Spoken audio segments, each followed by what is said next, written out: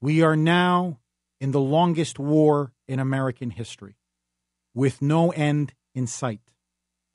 And as our soldiers are being bled, as the Taliban have become resurgent, as America is slowly losing the war in Afghanistan because of rules of engagement, first put by George Bush and now even more harshly enforced by Barack Obama, our soldiers have been put in a no-win situation with no end in sight and no clear strategy for victory. And so what is Obama doing? What is the dear leader doing? Is he looking to extricate? Is he looking to correct his mistakes? Is he looking to finally say we will take it to the Taliban and we will annihilate the radical Islamists in our midst? No. Now the American government is secretly conducting negotiations with the very terrorists who have been killing American soldiers for the last 10 years. Just go to michaelsavage.com. Right there is the story, U.S. negotiating with terrorists. And members of the Savage Nation, what is now occurring over the last several weeks is almost, to me, an unprecedented, wide-ranging political coalition. You have conservative constitutionalists, anti-war liberals, and now even black nationalists, some of the core of Obama's supporters, the most fervent of the fervent, the most fanatical of the fanatical, now coming together and saying the president is behaving like a drunk Roman emperor.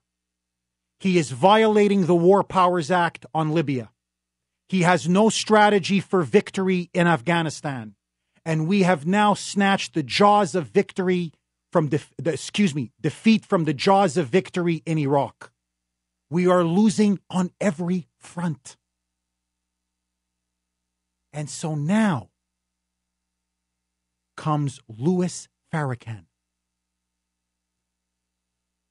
the radical black anti-Semitic Jew hater, the fervent black nationalist, the man who campaigned for Obama, who cried and wept when Obama won.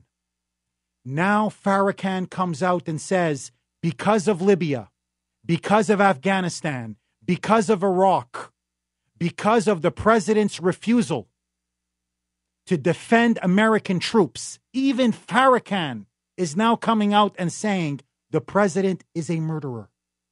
The president is a war. Here is Farrakhan denouncing the anointed one himself. Boys, roll it. We voted for our brother, Barack. Beautiful human being with a sweet heart. And now he's an assassin. They've turned him into them. You didn't hear me. When you lie and then take innocent young men who come to serve their country and send them to die in Iraq, in Afghanistan, over lies, that's a murderer in the White House. There you go. I never thought I would see the day. Louis Farrakhan. Now even his own hardline black nationalist base is turning on him. Dennis Kucinich, the Ohio Democrat, leading many anti-war liberals in Congress, he's turned against him. Now many anti-war liberals, along with conservative Republicans, are now suing the president because he's violated the 90-day deadline of the War Powers Act. He hasn't even gone to Congress for authorization, for approval. He's behaving like a modern-day Caesar, like a wannabe dictator, like Hugo Chavez. The Constitution means nothing to Obama. It means nothing to the con man in chief.